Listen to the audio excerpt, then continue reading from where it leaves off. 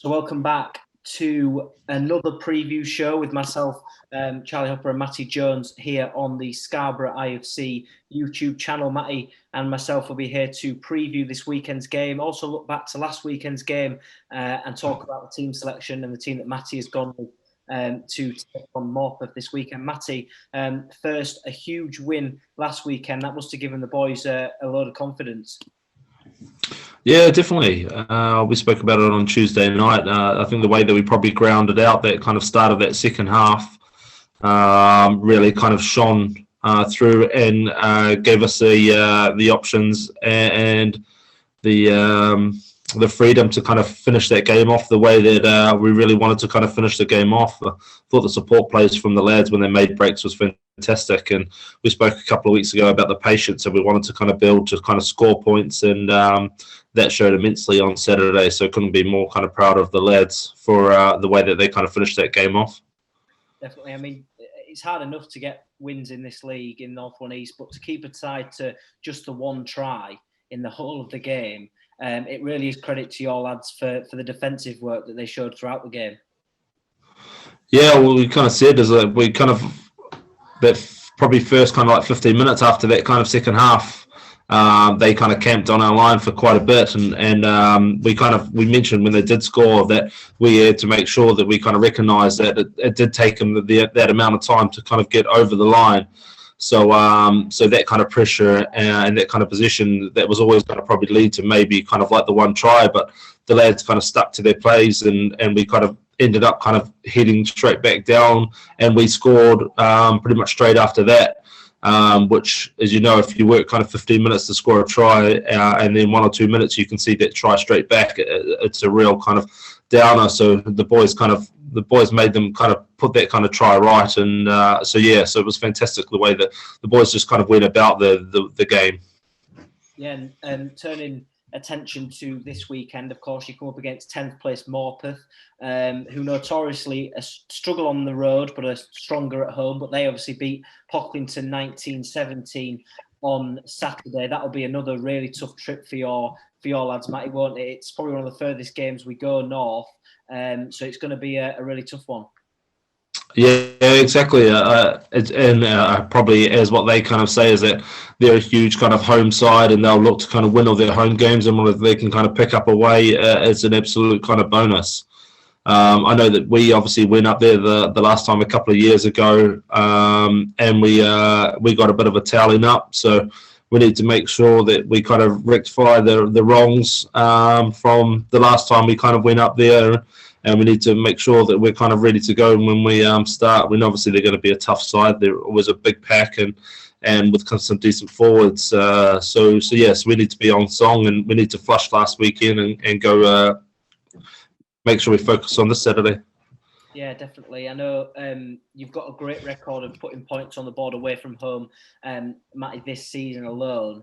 But I guess, you are in a really good run of form, 3 wins out of the last 3 games. To make it 4 out of 4 this weekend, that would be a serious special result, wouldn't it, if you can go up there and get some sort of result? Yeah, exactly. And probably to pick up 2 kind of away wins with 2 home wins is huge for us. But we know it's obviously the job's not done. We need to make sure that we have a really good session tomorrow night. We were a little bit light at training last night, but we had a good run with the under-15s, 16s and had a bit of a run through and helped them out. So that was really good. But we need to make sure that we kind of show up tomorrow night so that we can kind of get the decent runs through that what we're kind of after and then what we need before kind of Saturday, just to iron out a few more little things. 100%. Well, the team news is as follows. It's just been reposted on social media, but it's Sam Dawson, Jordan Holloway and Joe Nellis make up the front row. We've got Will Lear, who is subject to a late fitness test, so that will be done tomorrow at training. We've got Luke Brown, who returns. Will Renard just through Govia this week. Of course, Ewan was red carded last week. Billy Parker comes in at 8. Carlos Roberts is 9. Tom Ratcliffe at 10.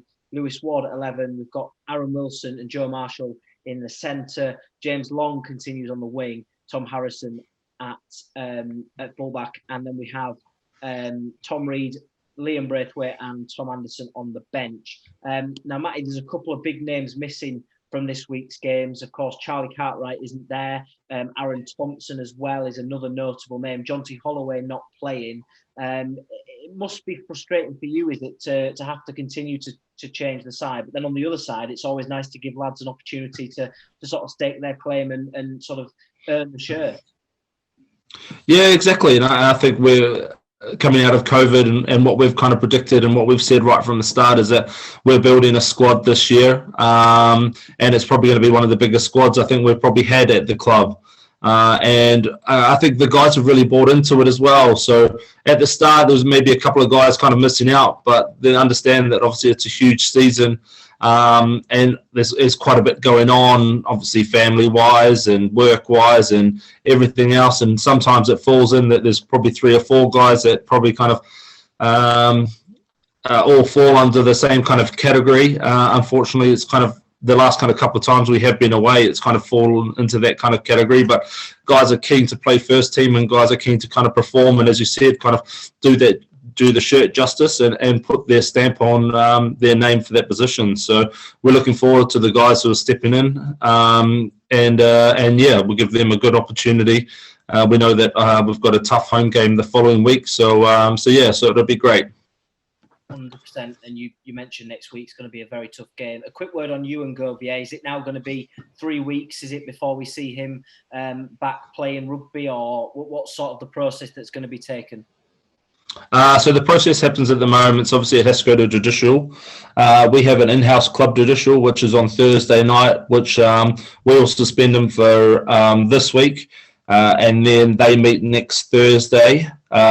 So obviously once they've kind of given their criteria, we'll let them know that we've already kind of suspended him for the week until they read the rest report. I think there's a bit of a video analysis. And then they'll make their decision, and then we'll obviously go from there and see what the outcome is of that. So unfortunately, it's one of those kind of things. But we know that obviously, kind of like that player safety kind of has to come first, and the ref saw what the ref saw, so we can't change his kind of mind. So as we said, we've got a bit of video evidence to back up the kind of tackle on Ewan's behalf. So we'll be sending that in with a few other kind of documents on Ewan's behalf to make sure that we try and get the best kind of possible result for us and obviously for Ewan. 100%. Now I know you mentioned that with Ewan. Charlie Cartwright's also no show this week. Is that last weekend? Was that the last weekend we were going to see Charlie Cartwright in a Scarborough shirt, or sort of what's the future hold for him at the moment? I think he's going to take a couple of weeks off. He's got a few kind of things that he has to assess in and around kind of like rugby terms. So we'll give him obviously a couple of weeks, but by all accounts, he's done with kind of Scarborough at the moment. Just for the kind of time being, we're not kind of sure what the future holds. He's not too sure what the future holds.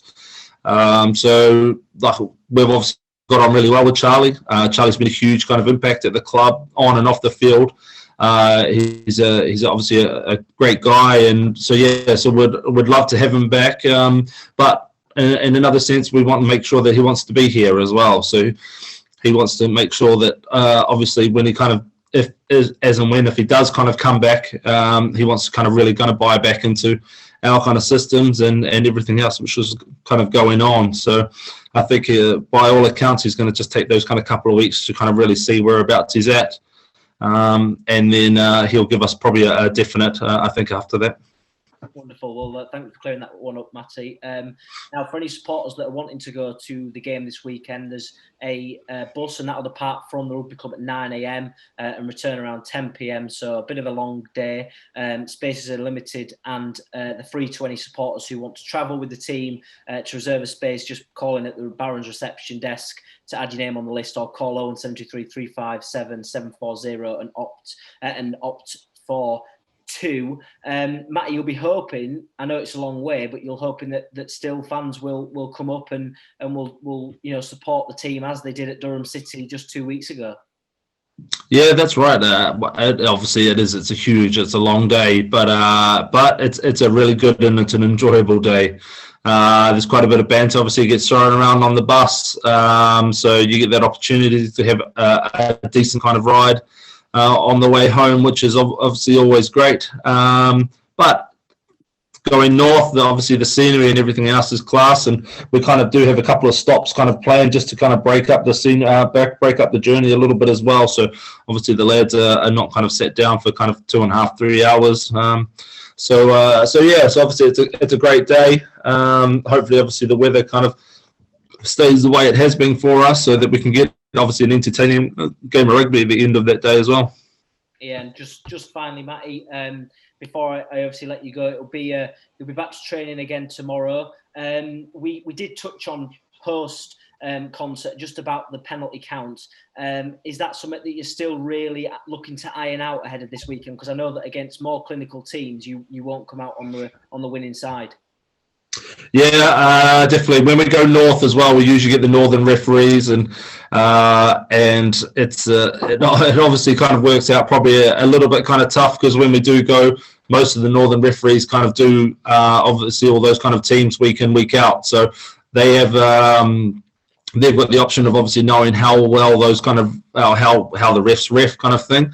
Whereas us ourselves, we kind of like it's just a learning curve for each and every kind of like northern ref that we kind of come up against. So we need to make sure that we kind of get on his good side quickly, but then also kind of learn the way that he kind of refs as well. Otherwise, as you say, like once again, we'll be banging our heads against kind of brick walls, trying to kind of like work ourselves back into the games. But as we know, on a penalty count, that's against us is a very hard thing to do.